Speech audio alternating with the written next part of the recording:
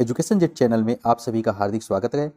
आपकी बेहद डिमांड तथा प्यार के कारण एजुकेशन जेट हिंदी की पेडोलॉजी की क्लास लेके फर्स्ट क्लास है। ये भाषा अर्जन और अधिगम, इससे क्वेश्चंस बहुत सारे आते हैं, तो इसको आप ज़रूर देखें। इसमें टेस्ट सीरीज भी है, तो टाइम ना वेस्ट करते हुए हम लोग स्टार्ट करते हैं। तो सबसे पहले हम लोग देखते हैं भाषा एक्चुअल में होती क्या है। तो भाषा जो होता है संस्कृत की भाष शब्द से बना हुआ है, जिसका अर्थ क्या होता है, वाणी को व्यक्त करना। तो भाषा एक तरीके से क्या है, साधन है जिसके द्वारा व्यक्ति अपने विचारों और भावनाओं को व्यक्त करता है। अगर बिना भाषा के हम क्या होगा, एक दूसरे को हम समझ भी नहीं पाएंगे। तो भाषा के थ्रू क्या होता है, हम कुछ कहते हैं तो दूसरा बंदा उसको करता है। तो भाषा के ही थ्रू हम क्या होता है, एक दूसरे के आदान प्रदान विचारों को हम लोग या भावनाओं को व्यक्त करते हैं। अब भाषा की विशेषता देखते हैं।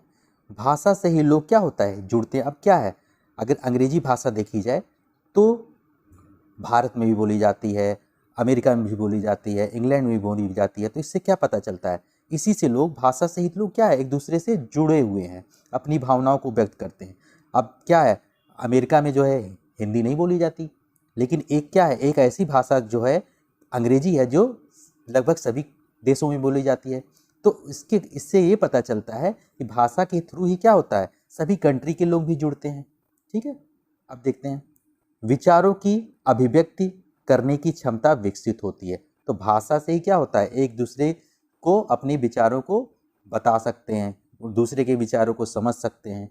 ठीक, संप्रेषण अर्थात कम्युनिकेशन का एक माध्यम है। भाषा के थ्रू क्या होता है, हम एक दूसरे से कम्युनिकेट करते हैं। जैसे अब यहाँ हम बैठे हुए हैं, हम फॉरेन बात कर रहे हैं, तो भाषा के थ्रू एक दूसरे से हम कम्युनिकेट कर रहे हैं।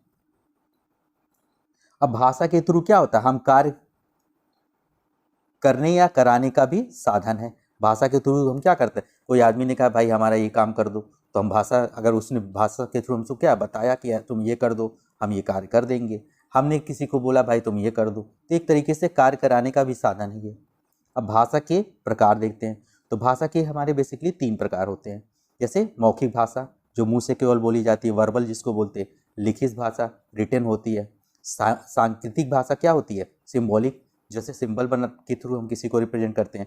जैसे क्या होता है, रेड लाइट, तो सिंबॉलिक ये भाषा है कि भाई अगर लाल लाइट है तो हमको इधर से नहीं जाना है।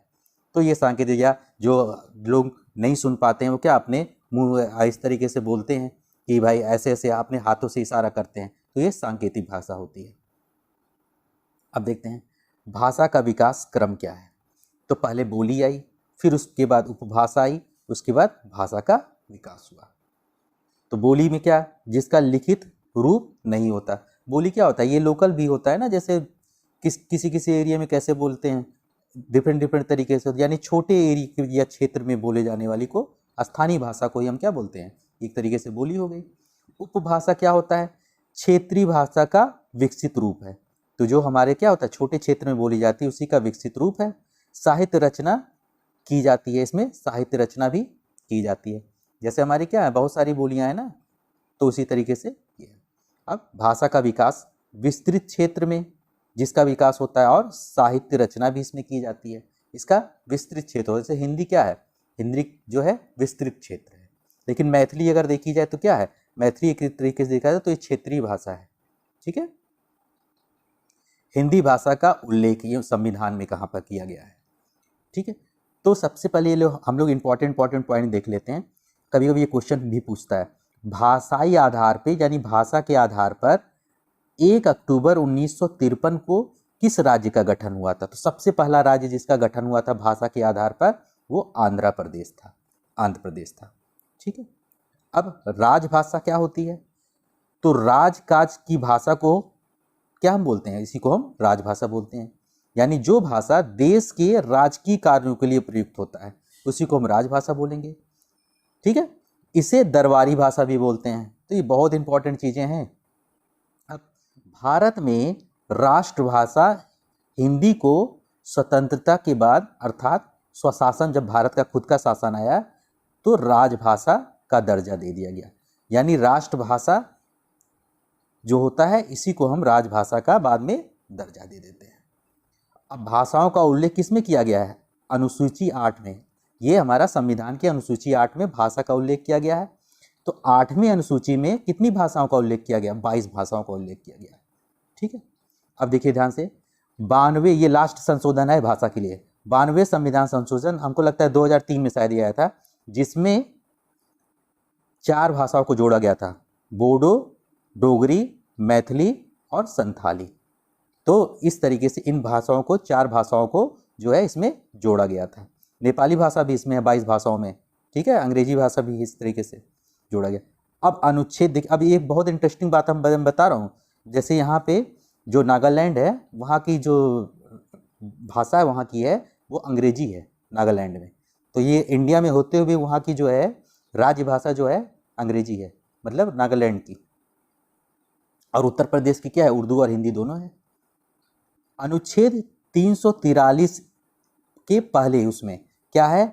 संघ की राजभाषा हिंदी है। इसमें यह क्या कहा गया है कि संघ की राजभाषा हिंदी है और लिपि क्या है? देवनागरी है। तो किसमें उल्लेखित किया गया है? ये पूछता है, तो 343 फर्स्ट यानी का कह सकते हैं।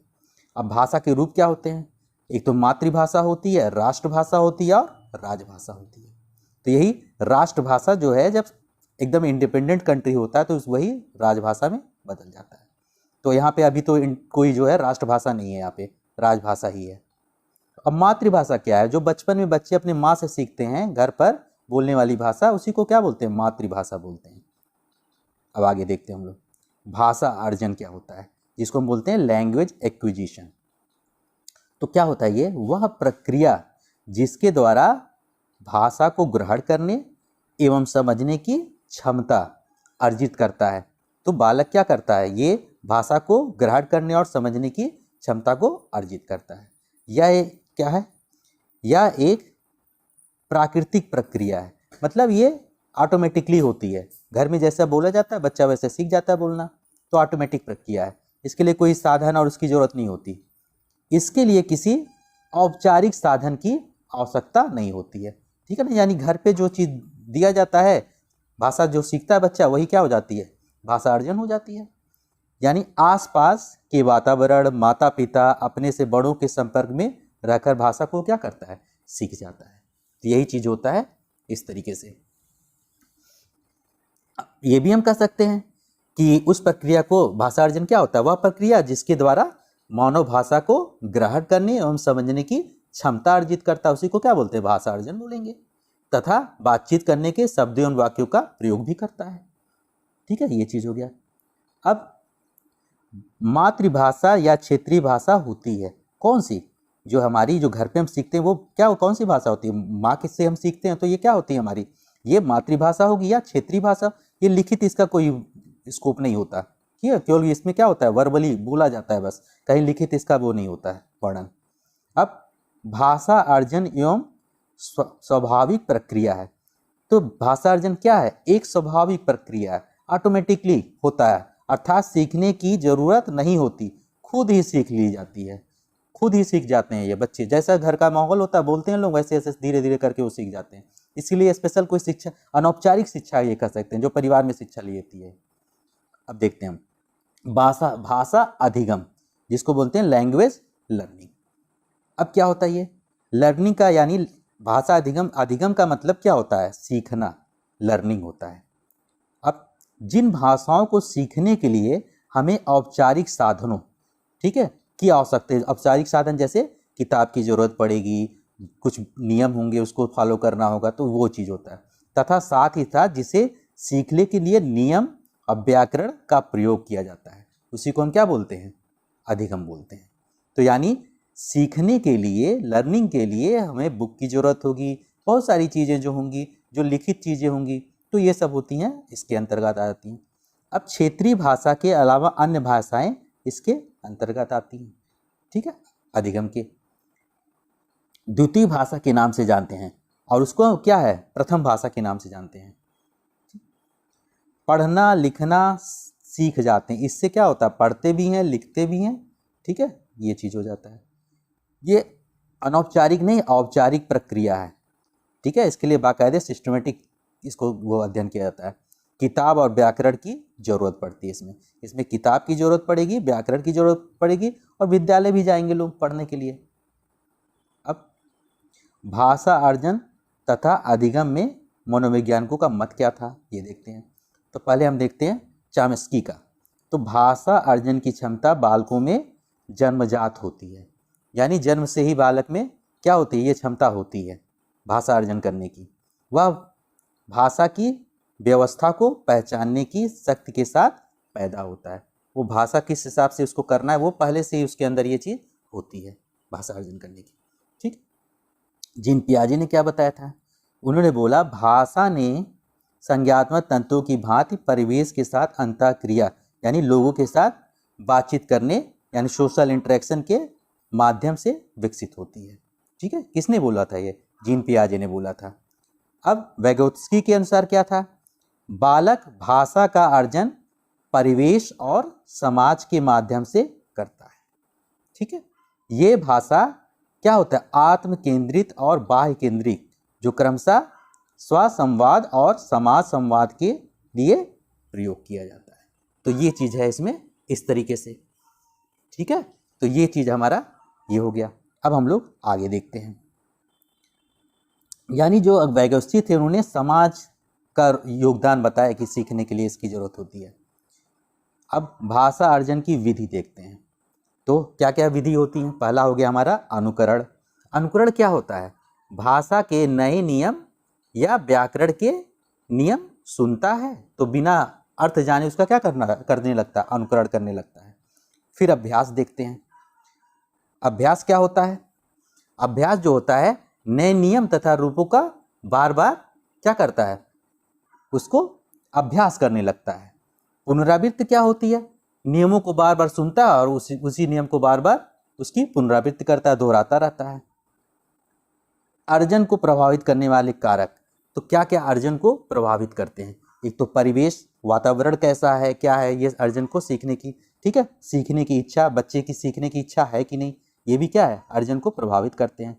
शब्द भंडार का विकास, जितना ज़्यादा अर्जित करेगा उसके पास शब्द उतने ज़्यादा विकसित होंगे। ठीक है, अब हम लोग आगे देखते हैं भाषा अर्जन और इस अधिगम में क्या है, दोनों में डिफरेंस क्या है, अंतर क्या है। तो भाषा अर्जन क्या है, प्राकृतिक प्रक्रिया है या अवचेतन रूप में होता है, मतलब बिना किसी उसके होता है, अवचेतना इसमें कोई ज़रूरत नहीं है, बस ऐसे ऑटोमेटिकली सीख जाता है। लेकिन इसमें क्या होता है, भाषा अधिगम के लिए जागरूक प्रयास करने पड़ते हैं, मतलब इसमें अचेतन नहीं, अवचेतन नहीं है, चेतन इसमें होना चाहिए। नियम क्या होता है, नियम और व्याकरण की जरूरत इसमें कुछ नहीं पड़ती, लेकिन इसमें ज़रूरत पड़ती है। किसमें हम बात कर रहे हैं, अधिगम की बात कर रहे हैं। बोलना और समझना सीखते हैं इसमें केवल, लेकिन इसमें पढ़ना और लिखना भी सीख जाते हैं। ठीक है, किताब की ज़रूरत होती है, यानी अनौपचारिक नहीं होता ये। ठीक, किताब की ज़रूरत इसमें नहीं पड़ती, अर्थात अनौपचारिक शिक्षा ये घर पे दी जाती है ना, इसमें किताब की ज़रूरत होती है। तो ये चीज़ हो गया। अब हम लोग देखते हैं कुछ महत्वपूर्ण क्वेश्चन जो हमारे एग्जाम में आए हुए हैं, तो इसको हम लोग देख लेते हैं, डिस्कस कर लेते हैं। अब भाषा का प्रयोग, हमारे पास 4 ऑप्शन है। केवल मुद्रित सामग्री में होता है, जीवन के विभिन्न संदर्भों में होता है, केवल परीक्षा में होता है, केवल पाठ्य पुस्तक में होता है। तो इसका जो राइट आंसर हो जाएगा हमारा क्या होगा, जीवन के विभिन्न संदर्भों में होता है। ये सीटर 2012 का क्वेश्चन है। अब हम लोग देखते हैं आगे। भाषा स्वयं में 4 ऑप्शन है, एक नियमबद्ध व्यवस्था है, एक जटिल चुनौती है, एक विषय मात्र है, संप्रेषण का एकमात्र साधन है। तो इसका जो राइट आंसर हो जाएगा हमारा क्या हो जाएगा, इसका हो जाएगा एक जटिल, इसका हो जाएगा नियमबद्ध व्यवस्था है। ठीक है, तो ये हो जाएगा इसका हमारा राइट आंसर। अब हम लोग आगे देख लेते हैं। अब ये बहुत अच्छा क्वेश्चन है, यूपीटेट 2017 में पूछा है, किस देश में हिंदी भाषा का प्रयोग लिखने और बोलने में किया जाता है। तो किसमें किया जाता है, ये मॉरिशस में। मॉरिशस में तो बहुत सारे इंडियंस हैं, तो वहाँ पे ये क्या होता है, वहाँ पे ये बोला और लिखा जाता है। अब हम देखते हैं भाषा अर्जित करने की स्थिति में बच्चे, अब हमारे पास 4 ऑप्शन दिए हुए हैं। भाषिक नियमों को स्वाभाविक रूप से रखते हैं, कभी कोई रित नहीं, अधिकार त्रुटियों ही करते हैं, भाषिक नियमों को स्वाभाविक रूप से ग्रहण करते हैं। तो हमारे पास 4 ऑप्शन है, तो इसका जो राइट आंसर होगा भाषिक नियमों को स्वाभाविक रूप से ग्रहण करते हैं। तो भाषा अर्जित करने की स्थिति में बच्चे क्या करते हैं, भाषिक नियमों को स्वाभाविक रूप से ग्रहण करती है। सीटेट 2016 का क्वेश्चन है। अब ये सीटेट 2016 में भी पूछा है, 14 में भी पूछा है, लेकिन दोनों में तरीका चेंज कर दिया है। इसमें बोल रहा है कि बच्चे की भाषा समाज के साथ संपर्क का ही परिणाम है या किसका विचार है। तो ये किसका विचार है, ये वाइगोत्स्की का है। अब पूछेगा ये इस तरीके से भी पूछता है कि वाइगोत्स्की ने जो है जो ये था बच्चे की भाषा समाज की जगह भी पूछेगा वाइगोत्स्की का नियम बताइए, तो किससे संबंधित है, तो ये समाज से संबंधित है। ठीक, इस तरीके से। अब सीटेट 2014 में क्या है, भाषा अर्जित करने की प्रक्रिया में किसका महत्व सर्वाधिक है। तो इसका जो राइट आंसर होगा, किसका महत्व सर्वाधिक है, अभी बताया था ना, समाज का। तो ये समाज का महत्व सर्वाधिक है। तो अब लोग नेक्स्ट क्वेश्चन देखते हैं। बहुत इंपॉर्टेंट क्वेश्चन है, इसे आप लोग जरूर कर लें। अब भाषा सीखने का व्यवहारीवादी दृष्टिकोण पर बल देता है, तो इसमें क्या होगा आंसर, इसका अनुकरण 2014 में पूछ रखा है। भाषा और एक का उत्तम साधन है, तो हम ये सीटेट 2014 में पूछा है, तो क्या होगा, सोचने, महसूस करने, चीज़ों से जुड़ने का साधन है। अब इसमें देखिए सीटेट 2012 में पूछा है, भाषा अर्जन शिक्षक की आवश्यक उपस्थिति की मांग करता है, भाषा की कक्षा में ही संभव है, सहज स्वाभाविक होता है, प्रयासपूर्ण होता है। तो इसका जो राइट आंसर बनेगा ये हमारा बनेगा सहज स्वाभाविक होता है। अब हम लोग लास्ट क्वेश्चन देखते हैं सीटेट 2012 का, भाषा अर्जन और भाषा अधिगम में महत्वपूर्ण अंतर। तो हमारे पास 4 ऑप्शन दिए हैं, भाषा का कठिनाई स्तर, भाषा की पाठ्यपुस्तक, भाषा सीखने सिखाने की पद्धति, भाषिक परिवेश की उपलब्धता। तो इसका जो राइट आंसर बनेगा ये बन जाएगा भाषिक परिवेश की उपलब्धता। इस तरीके से जो है ये पार्ट हमारा कंप्लीट हो गया। Thanks for watching this video. Channel को लाइक और सब्सक्राइब जरूर करें ताकि मैं इसी तरीके से आप लोगों के लिए वीडियोस लेकर आता रहूं।